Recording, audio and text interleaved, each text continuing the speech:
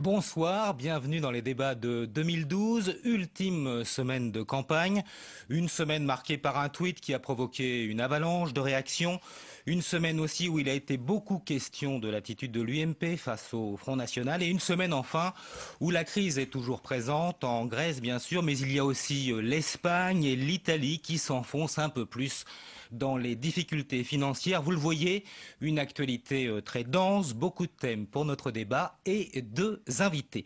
Bonsoir Pierre Lelouch. Bonsoir Monsieur Aron. Ancien secrétaire d'État, vous vous présentez pour l'UMP dans cette élection à Paris. Face à vous, Jean-Christophe Cambadélis, bonsoir également. Bonsoir. Bonsoir, et puis vous vous présentez vous aussi dans la capitale pour le Parti Socialiste. Et puis pour vous interroger, comme chaque semaine à mes côtés, Gilles Leclerc de Public Sénat et Nabil Wakim du journal Le Monde. Bonsoir à tous les deux. Bonsoir. L'entre-deux-tours des législatives aura donc été marqué par un tweet de 135 signes. Et cela, Jean-Christophe Cambadélis, eh bien, vous l'avez écrit, cela vous consterne. C'est ce que vous dites, c'est ce que vous écrivez sur votre site internet. Eh bien, pourquoi c'est consternant, tout simplement ? Ce qui est consternant, c'est cet immense effet médiatique à partir d'un petit tweet. On va en parler. Nous sommes dans une situation extraordinairement tendue en Europe, entre l'Italie, dimanche la Grèce, et on n'aura Dieu que pour La Rochelle. Et pour rester un instant sur ce tweet, vous trouvez ça vraiment consternant qu'on en parle autant ?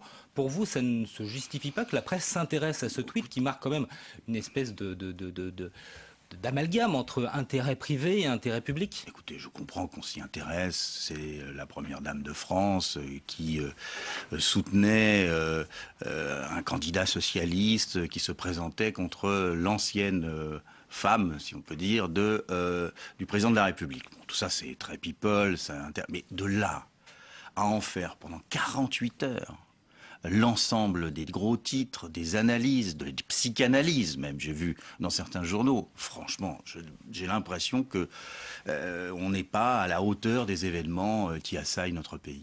Alors Pierre Lelouch, est-ce que vous trouvez, vous aussi, que cette affaire de tweet, la presse en a trop fait? Je trouve que l'affaire est étonnante. C'est tout, étonnant. Oui, je suis le député, vous savez, du quartier Saint-Georges, des théâtres de boulevard. Ça me fait penser à Feydeau et à La Biche. Et un côté Dallas aussi. Ça va faire du bien. Ça va faire du bien à l'image de frivolité de la France, quoi. Comme Éric Ciotti vous dit vaudeville. En gros, il y a un président de la République qui s'occupe de l'emploi de ses compagnes. Une à Paris Match, l'autre au perchoir de l'Assemblée nationale. Sauf qu'elles ne sont pas d'accord entre elles. Et c'est complètement surréaliste. Cette histoire n'aura pas d'influence sur les élections, je pense pas. Je pense par contre qu'il y a un certain nombre de gens qui s'interrogent. Monsieur a été élu sur l'idée d'une normalité. C'est pas très normal. Franchement, c'est pas normal. Et ça va laisser des traces. C'est un peu comme le Fouquet, cette affaire-là. Ça va marquer la présidence de François Hollande. Plein de gens en parlent. Il le sait bien, il fait campagne comme moi dans les rues de Paris, Jean-Christophe Cambadélis, et moi, on sait ce que disent les gens.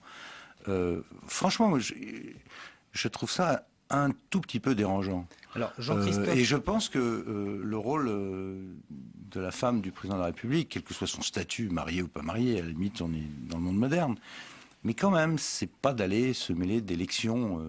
Surtout que le président, du coup, est obligé, lui, de participer à l'élection législative en disant non, alors qu'il avait dit je ne vais pas m'en occuper, il dit non, mais mon ancienne femme, je veux qu'elle soit élue, parce que je veux qu'elle soit au perchoir.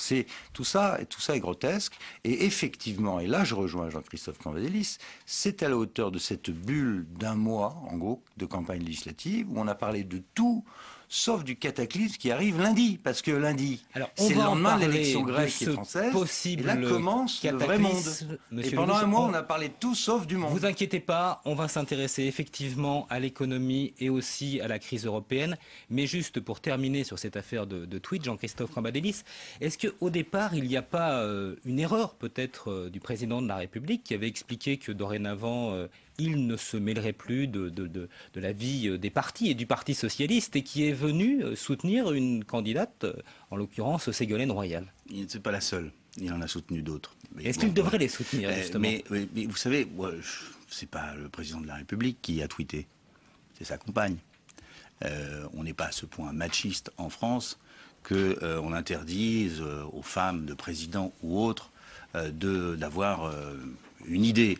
Moi, je pense qu'il faut recadrer tout ça, et je suis très, très confiant, parce que maintenant, vu le tintamarre autour de ce tweet, il est à peu près certain qu'il n'y en aura plus. Bien. Gilles Leclerc. Alors, Jean-Christophe Cambadélis, quand même, indépendamment de ce fameux tweet, si Ségolène Royal est battue dimanche, est-ce que ça a des conséquences politiques pour le Parti socialiste que vous incarnez dans cette émission, ou même pour ce qu'on appelle la bataille du perchoir pour l'Assemblée? Est-ce que vous, par exemple, Vous comprendrez que si elle est battue, évidemment qu'il y aura une conséquence, c'est qu'elle ne pourra pas se présenter au perchoir. Non, mais sur le principe de candidat qui change un peu, même si on peut considérer qu'elle n'est pas une vraie parachutée, puisqu'elle est quand même de la région, des Deux-Sèvres. Mais quand même, est-ce que quand on regarde le premier tour, on voit qu'au fond, les citoyens n'aiment plus tellement que des candidats changent un peu de... Écoutez, moi je le regrette. Bon, on va parler de ça. Je regrette parce que Ségolène Royal a eu l'élégance, et c'est assez rare dans notre monde politique, de ne pas se présenter dans la circonscription qui est la sienne, où Delphine Batho a été élue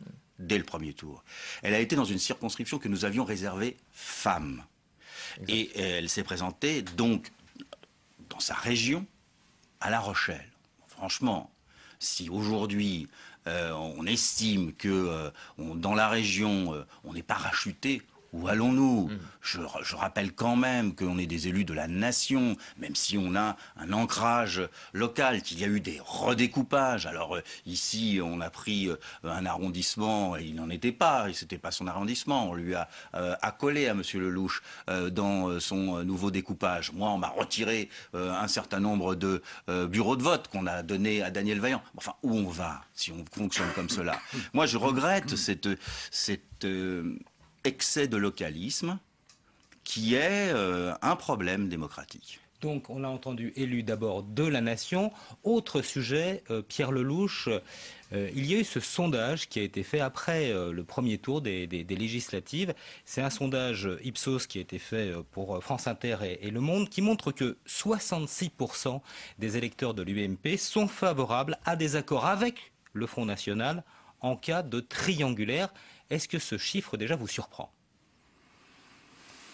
Non, parce qu'il y a beaucoup de gens en France qui sont, et on l'a vu, ça dépasse bien l'UMP. Je crois que votre journal, monsieur Hakim, dans Le Monde, a publié des chiffres qui montrent que sur un certain nombre de sujets, notamment la problématique de l'immigration, les clivages gauche-droite sont effacés depuis longtemps. Il y a la montée d'un sentiment de perte de contrôle, de destinée de la nation à cause de l'Europe, à cause de l'immigration, à cause de la crise.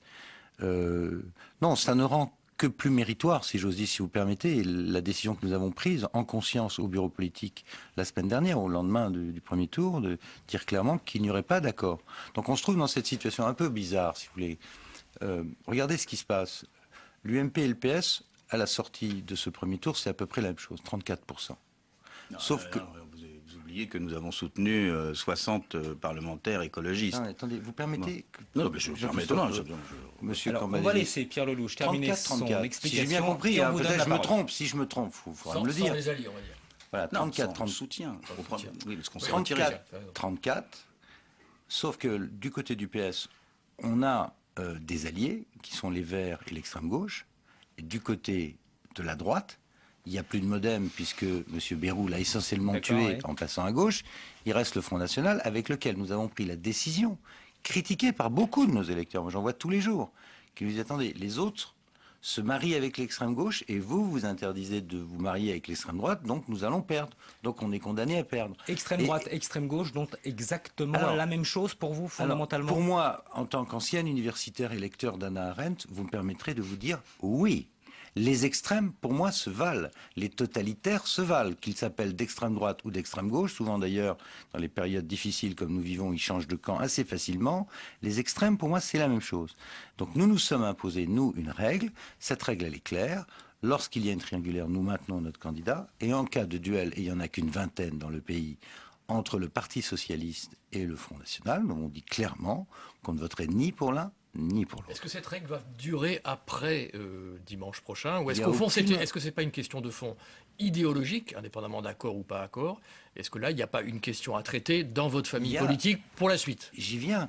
J'ai dit au bureau politique, et je le dis devant nos auditeurs, pour tout, il n'y a rien à cacher, nous avons un problème stratégique qui est d'abord d'avoir un centre à côté de nous. Il y a une sensibilité centriste en France. Et il n'est pas bon que celle disparaisse. Je pense que c'est beaucoup dû à l'action ou à la dérive de François Bayrou lui-même. Et puis, il y a un problème avec ces électeurs qui sont aujourd'hui perdus. Ce sont ceux qui ressentent la mondialisation comme une punition, l'immigration comme une punition, qui vivent pas en centre-ville. On les a On va pas vous à laisser Paris. conclure rapidement, Pierre Lelouch, parce que c'est un débat. Et Jean-Christophe Ok. Cambadélis a Et parlé beaucoup moins que vous jusqu'à Il présent. va parler tant qu'on veut. Ce que j'essaye de dire, c'est que nous devons pouvoir parler à ces électeurs et les séduire à nouveau.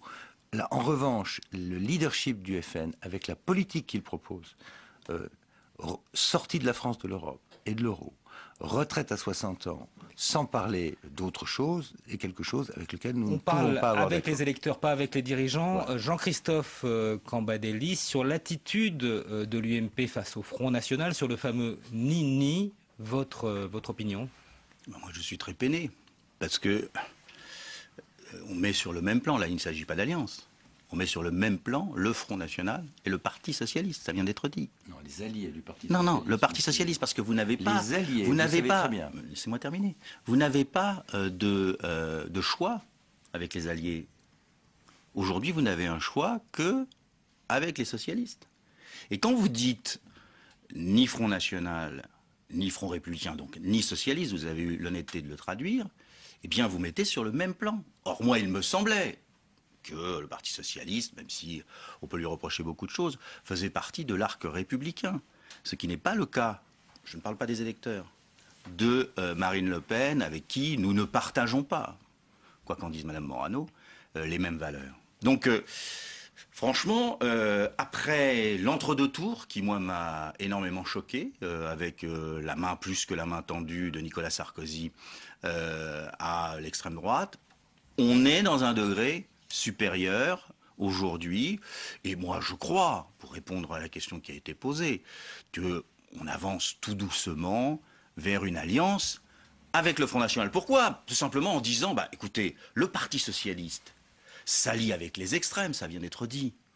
Alors, pourquoi nous, on ne le ferait pas de notre côté? François Mitterrand l'a fait avec le Parti communiste, on peut le faire avec le Front National. Vous voyez, la dialectique est en marche. Et évidemment que l'on va vers cela, évidemment. Mais évidemment, ça pose quelques problèmes aux électeurs centristes. Alors Pierre Lelouch, est-ce que vous juste allez un vers mot, une alliance? Vous répondez rapidement et on passe à la deuxième partie du débat. Je pense que c'est devenu leur fonds de commerce aux socialistes. Comme la politique économique va être dramatique, la seule chose qui leur reste, c'est d'armer en permanence le piège ouvert il y a 30 ans par François Mitterrand, celui du Front National. Je rappelle que ceux qui ont amené le Front National à l'Assemblée, c'est pas nous, hein, c'est François Mitterrand quand il a mis la proportionnelle. Et donc moi je refuse, je trouve scandaleux que vous passiez votre temps à donner des leçons de morale. Vous alliez tranquillement avec des gens qui ne sont pas des démocrates, qui sont les héritiers du stalinisme pour les uns, et les autres, les amis de Hugo Chavez qui disent que Cuba est une démocratie, pardonnez-moi.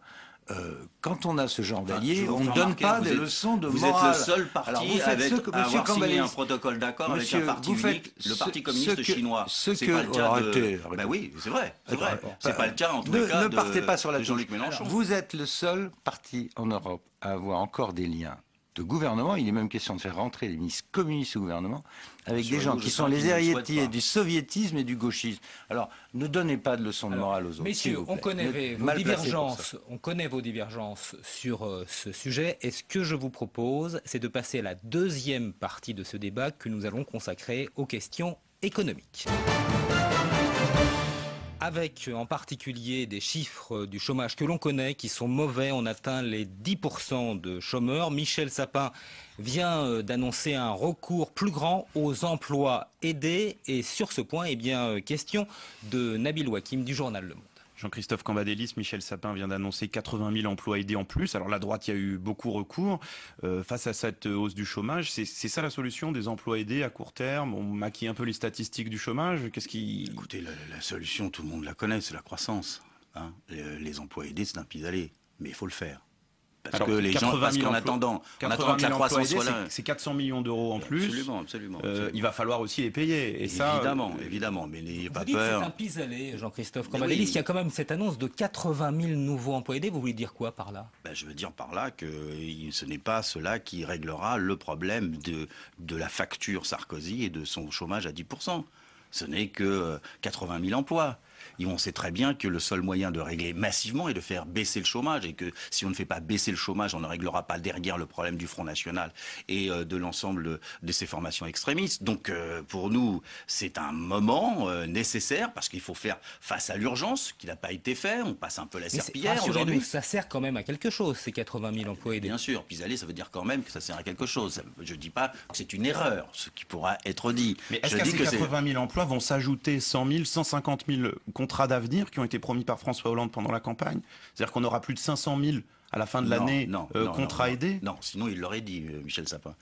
Il n'a pas précisé. Bon, voilà. Donc on n'en est pas là. Et d'autant plus que pour l'instant, on marche un petit peu à l'aveugle parce que la Cour des comptes ne nous a pas donné la totalité des déficits publics qui vont nous tomber dessus dans quelques jours quand nous saurons, quand l'audit sera terminé. Il y a peu de chances qu'elle annonce des bonnes nouvelles, vous en êtes conscient?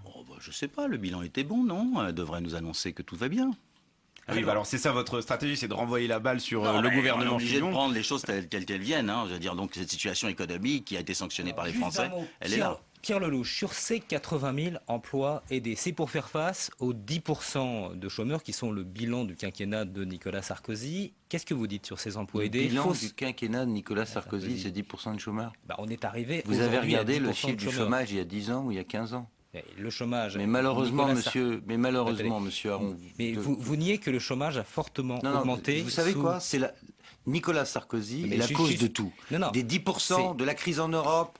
Écoutez, monsieur Lelouch, est-ce que vous niez que le chômage est fortement augmenté sous, effectivement, le quinquennat de Nicolas Sarkozy? Mais vous savez ce qui s'est passé sous le quinquennat de Nicolas Sarkozy, monsieur Aron? Il y a juste eu la crise mondiale la plus grave depuis 1929. Arrêtons de faire... Je croyais que... Aujourd'hui, c'est... Voulez-vous que nous soyons un tout petit peu sérieux? Monsieur Lelouch souligne aussi que le déficit et la situation dans laquelle nous nous trouvons n'est pas simplement lié à la crise. Elle souligne que pour une part, elle est aussi liée à la politique de Nicolas Sarkozy, aux heures supplémentaires, aux niches fiscales... Ah oui, vous allez supprimer les heures supplémentaires pour les 9 millions de personnes qui en bénéficient? Moi, vous savez, je ne vais rien faire du tout. La question, elle se pose à Jean-Christophe Cambadélis. Monsieur, je vous renvoie aux travaux, justement, de la Cour et aux travaux de la Commission européenne. Qu'est-ce qu'ils ont dit la semaine dernière? La question portait sur les emplois aidés, monsieur Lelouch. Mais qu'est-ce qu'ils ont dit sur l'état de notre pays? Notre pays souffre d'un problème de compétitivité. Pourquoi est-ce que notre pays ne cesse de perdre des parts de marché depuis 10 ans? C'est pas depuis hier matin. Les chiffres du commerce extérieur, moi j'ai eu l'honnêteté de les donner aux Français. J'aurais pu me cacher derrière les importations de pétrole et de gaz, comme tous mes prédécesseurs. J'ai dit en France, nous sommes à moins 70 milliards, alors que de l'autre côté du Rhin, ils ont autant et sinon plus d'importations de produits fossiles, de pétrole et de gaz, mais ils sont à plus 160 milliards d'excédents. Pourquoi? Pour des choses très simples. Ils ont fait des réformes de structure de leurs économies depuis 12 ans. On est maintenant dans une zone monétaire unique, donc on n'a plus le levier de la dévaluation. Si nous ne sommes pas capables de créer un choc de compétitivité, le problème de la France, c'est pas la demande, c'est l'offre. Donc, si on peut mettre des sparadraps, les emplois d'été, c'est des sparadraps. Bien sûr. Et d'ailleurs, M. Cambadélis a l'honnêteté de le dire. Quand il dit pis-aller, c'est un sparadrap. On essaye de prendre des gens qui vont être au chômage, on leur donne quelque chose à faire un moment. Mais c'est financé par de l'argent public qu'on n'a pas, donc par des emprunts. 400 millions, c'est juste ce qu'on emprunte tous les jours. La France emprunte 500 millions d'euros par jour. Donc ce n'est pas la solution. La solution, c'est de baisser le coût du travail, c'est l'apprentissage, c'est l'innovation et c'est le financement des PME. Toutes choses que nous avons lancées et que je souhaite que le gouvernement actuel regarde de très près avant de les supprimer. Quand on réouvre le dossier des retraites, quand on monte le SMIC, on fait l'inverse de ce dont ce pays a besoin. Vous parliez de la baisse du coût du travail. il est question, à l'inverse, si j'ose dire, Nabil Wakim, d'augmenter le SMIC. Donc question de Nabil Wakim. Là-dessus, il y a un certain nombre d'économistes qui calculent qu'une hausse de 1 point, c'est 20 000, 30 000 emplois détruits. Est-ce qu'au moment où il faut avoir une politique incitative pour que les gens retrouvent de l'emploi, est-ce que c'est pas réduire la compétitivité? Est-ce que c'est pas un risque de destruction d'emplois? Je vais vous répondre. L'économie, ce n'est pas simplement des chiffres, c'est la confiance. Or, ce pays manque de confiance. Il manque de confiance parce qu'il y a de l'injustice. Et vous créez de l'injustice, à partir de là, ce pays ne se désengage. Donc, nous rétablissons, pas au-delà de nos comptes et au-delà de notre capacité à l'assumer, nous rétablissons un peu de justice. Et je voudrais répondre à Monsieur Lelouch. Si la compétitivité, c'est simplement la baisse des salaires, alors nous serons, vous l'avez intégré, le coût du travail. Mais ça n'est pas la base, c'est pas la même chose. Donc ça veut dire qu'au bout, on ne sera jamais compétitif. Comment voulez-vous que nous soyons compétitifs avec les Indiens et les Chinois? Arnaud Montebourg dit qu'il veut faire revenir vis-à-vis de la main. Oui, non, mais ça c'est autre chose. Va être concurrentiel avec le Maroc. Non, je termine. Ne prenez pas les auditeurs pour des imbéciles. Je termine. Quant à l'Allemagne, on sait très bien, et d'ailleurs c'est pour cela que Mme Merkel perd toutes les élections et qu'elle est extrêmement contestée, on sait très bien que la pression sur les salaires est une pression qui a été extrêmement forte pendant des années. Et on sait aussi que dans la division du travail en Europe, les Allemands ont profité de la situation économique des pays d'Europe centrale, où ils ont des produits manufacturés qui nous refacturent dans leurs exportations. Donc c'est à la fois en réduisant les coûts salariaux, et à la fois, il faut bien le dire, en utilisant la faiblesse des pays d'Europe centrale, que l'Allemagne est en position compétitive vis-à-vis d'eux. Donc nous avons décidé de croiser le fer, je sais que vous nous le reprochez, mais de croiser le fer avec la position allemande qui aujourd'hui a les excédents, mais ces excédents, ils sont sur la base d'une politique que nous n'acceptons pas. Jean-Christophe Cambadélis, Pierre Lelouch vous répond au moins sur un thème. Vous nous expliquez que baisse du coût du travail, ça veut systématiquement dire baisse du salaire. Pierre Lelouch n'a pas l'air d'accord avec ça. Vraiment, je crois que c'est très important. Malheureusement, dans notre pays, il y a un problème, c'est qu'on n'est pas d'accord sur les faits.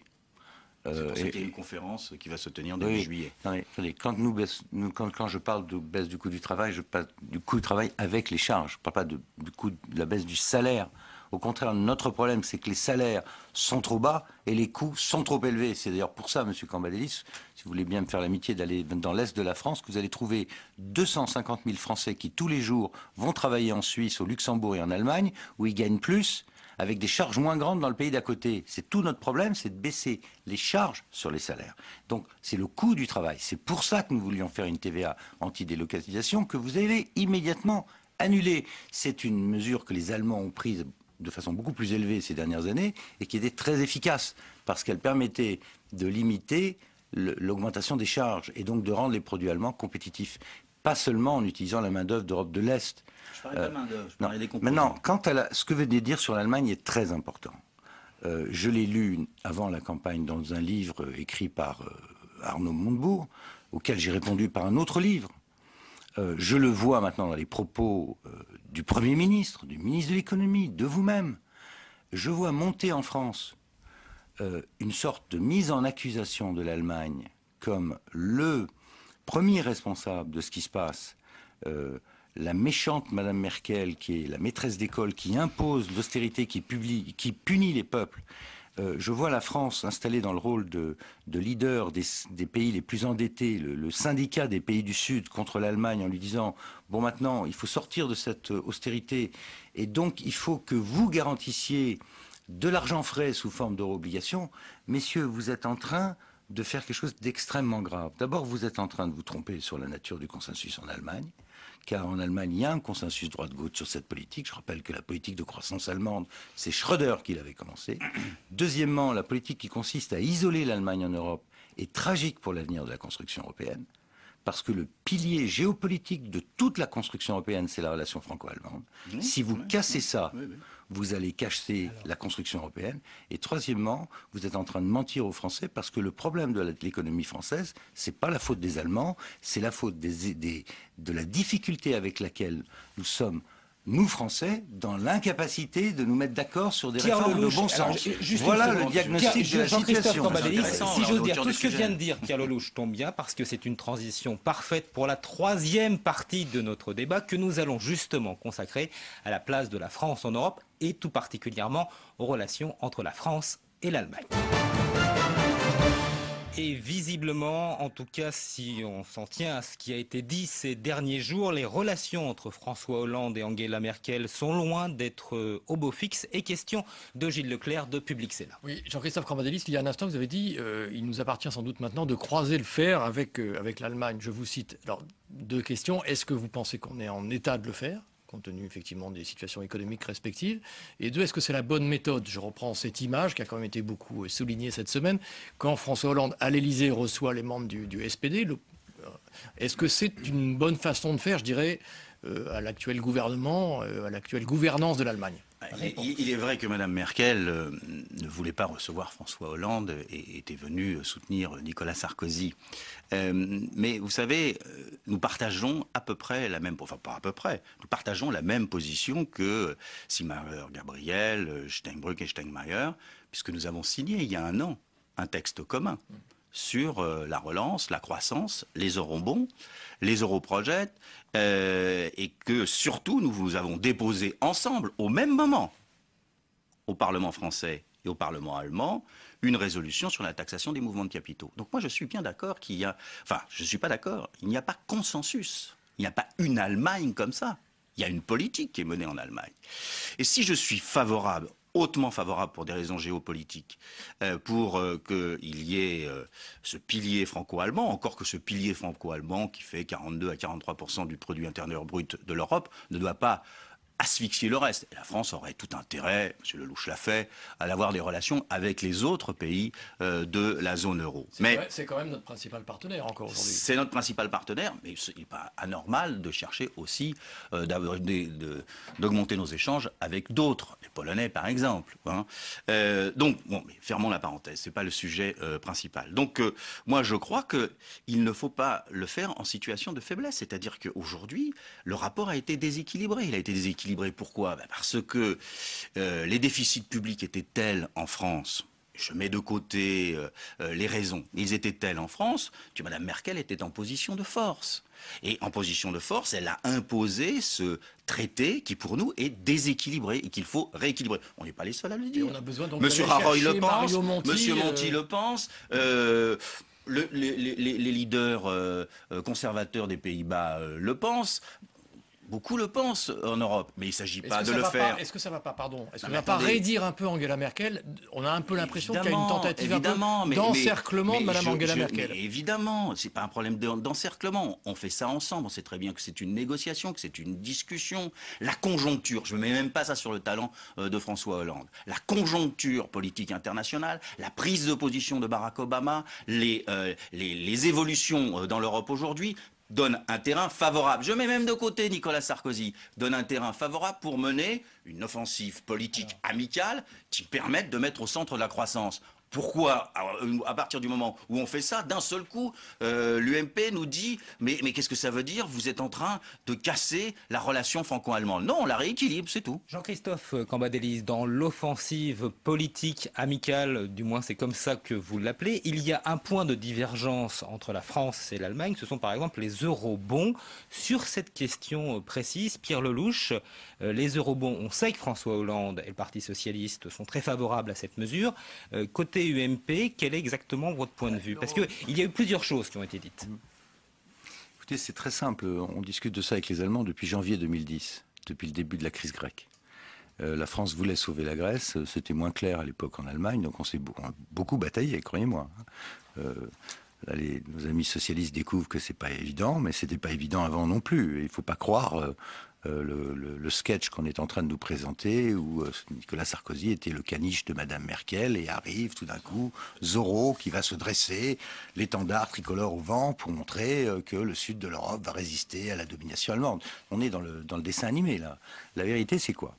C'est que les Allemands ont fait des réformes depuis 12 ans, suivis par quelques autres pays du nord de l'Europe. Je pense à la Finlande, à la Hollande. Ça n'aura pas réussi, là. Non mais attendez, je termine. Je vous ai pas interrompu. Et puis répondez s'il vous plaît sur non, les mais euros. j'y arrive. Et donc pour eux, la croissance, c'est quoi? La croissance, c'est ce qu'ils appellent la consolidation des dépenses publiques, donc un budget équilibré, et une croissance basée sur l'investissement, l'innovation, l'apprentissage et la maîtrise des coûts du travail. Donc voilà la recette allemande. La recette française, c'est quoi? Et ceux du sud de l'Europe, c'est la croissance par l'investissement keynésien, c'est-à-dire par de l'argent public, et par la demande. Et donc, mettez de l'argent dans le système. Les pays du Sud disent aux Allemands, l'austérité, on n'en peut plus, on est en train de mourir, parce qu'ils recevaient jusqu'à présent beaucoup d'argent depuis Bruxelles, je pense aux Grecs en particulier, et on vivait sur l'illusion qu'une obligation grecque égale une obligation allemande. Cette illusion est morte avec la crise de Lehman Brothers, et on s'aperçoit que les taux d'intérêt ne sont pas les mêmes. Voilà. Alors maintenant, qu'est-ce qu'on peut faire? Les Allemands ne disent pas non à l'idée de mutualiser une partie de la dette, mais à une condition. On veut bien vous donner la carte de crédit allemande avec le code secret, à condition que l'on contrôle vos dépenses et que la fameuse règle jeffersonienne qui est la base du dollar aux États-Unis, c'est quoi? C'est que chaque pays présente des budgets en équilibre, la fameuse règle d'or. Mais vous ne pouvez pas à la fois dire donnez-moi votre carte de crédit, puis je continue à dépenser comme avant, chacun dans son coin, avec ma retraite à 50 ans, ma retraite à 60. Là, je ne sais pas qu'est-ce qui fait des dessins animés, mais là, c'est un dessin animé là, que vous nous présentez. Les Allemands ne sont pas totalement sur cette position, c'est en tous les cas pas la position du directeur de la Banque centrale allemande. Le chauffeur de taxi de Stuttgart, qu'il soit SPD ou CDU, il n'a pas envie de payer pour la retraite du grec à 50 ans, ni pour les promesses électorales de M. Hollande. Donc la seule façon de mutualiser une partie de la dette, c'est effectivement le traité européen qui, par parenthèse, doit venir dans le Bundestag dans 10 jours. Lundi, ça commence. Le vrai monde commence. On va sortir du tweet de Mme Trierweiler lundi. On va rentrer dans le vrai monde. Crise grecque, sortie ou pas sortie, Italie-Espagne, et vote 10 jours plus tard devant le Bundestag. Si les Allemands sentent que les Français sont sérieux sur le contrôle de leurs dépenses. Or, comme tous les signaux sont envoyés côté français sur le thème « j'embauche des fonctionnaires, je reviens sur les réformes de retraite, Madame Merkel, vous êtes la mère fouettarde de l'Europe », les Allemands vont dire « je signe pas ». S'il n'y a pas... On n'y arrivera pas, selon vous. Pierre Lelouch, vous dites on n'y arrivera pas, on n'aura pas un accord. Je dis qu'ils sont en train de fabriquer une crise européenne d'amplitude majeure. Voilà ce que je dis. Et je prends date devant les Français, monsieur. On a entendu réponse de Jean-Christophe Cambadélis. Est-ce que effectivement vous êtes en train de provoquer, comme le soutient Pierre Lelouch, une crise majeure entre la France et l'Allemagne? Pourquoi vous avez l'impression qu'on n'est pas en crise? Vous avez l'impression qu'il n'y a pas une crise européenne? Vous avez l'impression que les... Non mais attendez, vous avez l'impression qu'on n'a pas donné 100 milliards d'euros aux banques espagnoles? Vous avez l'impression qu'aujourd'hui, la situation va bien en Italie, alors que M. Monti dit que la situation est très très grave? Vous pensez que la situation en Belgique ou en Europe centrale est une situation positive? Et le problème qui se trouve posé, ce n'est pas tant que les Allemands regardent ce que vont faire les Français pour décider ce qui va se passer au Parlement, c'est que la Cour de Karlsruhe les oblige, ce qui n'est pas notre cas d'ailleurs, à passer par le Parlement, et que dans le Parlement, il y a un débat. Le SPD n'est pas prêt aujourd'hui à voter les mesures proposées par Mme Merkel. Et s'ils sont venus voir le président de la République, c'est parce qu'ils estiment qu'il faut qu'il y ait les eurobonds. Pourquoi ils ne sont pas d'accord pour le faire? Mais parce qu'ils ont des élections et qu'ils ne vont pas donner un blanc-seing à Mme Merkel. On est là dans un problème qui est à la fois extrêmement grave du point de vue de la situation économique de l'Europe, mais on est dans un problème politique classique avant des élections. Donc que la France soit en capacité d'utiliser ce moment-là pour faire triompher ses propres positions, c'est quand même extraordinaire. On ne peut pas, dans le débat européen, dire Mme Merkel a raison et les Français sont des comment dirais-je, des hommes et des femmes qui dépensent et qui ont des positions qui ne sont pas orthodoxes par rapport à la nécessité de faire face à la crise. On arrive comme Pierre Lelouch, on arrive dans quelques minutes à la fin de ce débat. Il nous reste exactement 2 minutes et demie. Moi, j'aimerais vous poser une question d'une nature un petit peu différente. Il y a eu une intervention ce matin de Laurent Fabius sur France Inter qui s'est beaucoup exprimé sur la Syrie et il a expliqué qu'il était favorable au fait de fournir aux rebelles syriens des moyens de communication, pas des armes, mais des moyens de communication. Sur ce point, Pierre Lelouch, quelle est votre réaction? Est-ce que vous êtes d'accord ou en opposition avec la proposition de Laurent Fabius? Je n'ai pas les éléments qui lui permettent de prendre cette position. Je Je pense que cette situation est extraordinairement difficile. Il y a des acteurs dans cette région pour le moins complexe. C'est une guerre civile. Hein. Oui. Il y a l'Iran à côté, il y a Israël à côté. J'ai entendu le président de la République agiter la menace d'une opération militaire.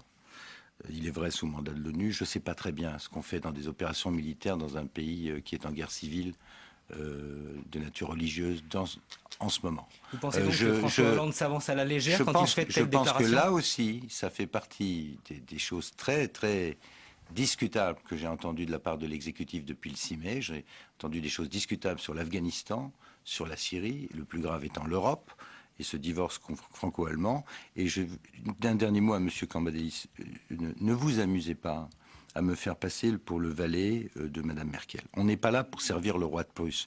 Tout ce que je dis, c'est dans l'intérêt de la souveraineté et de l'indépendance de la France. Vous ne pouvez pas donner des leçons de conduite économique dans la situation économique que vous êtes en train de mettre la France. D'accord, mais c'est Pierre vous qui Lelouch, il nous avez reste mis dans une cette minute situation. et on va laisser conclure Jean-Christophe Cambadélis. Peut-être sur la Syrie, effectivement, est-ce qu'il faut et pourquoi on va fournir des moyens de communication aux rebelles syriens ? Vous savez, il y a une évolution entre les déclarations de M. Juppé et les déclarations de M. Fabius. C'est que M. Fabius indique que nous sommes dans une guerre civile, alors que M. Juppé disait il y a des risques de guerre civile. Vous me direz que c'est pas grand-chose, mais enfin c'est déjà important. À partir du moment où vous pensez qu'il y a guerre civile, il y a deux camps. Il y en a même plusieurs, si on veut aller plus loin sur la situation syrienne. Alors, bon, c'est une question qui se trouve posée. En même temps, on ne peut pas rester les bras ballants devant un dictateur qui assassine des millions de gens. Je sais bien, je partage ce que dit M. Lelouch, que la situation là-bas entre l'Iran, qui soutient évidemment le régime de Bachar el-Assad, Israël et d'autres pays, pose énormément de problèmes. Il faut être intelligent, mais il faut continuer la pression. Eh bien, merci à tous les deux pour vos conclusions. C'est la fin de cette émission et on se retrouve la semaine prochaine pour un nouveau débat de 2012.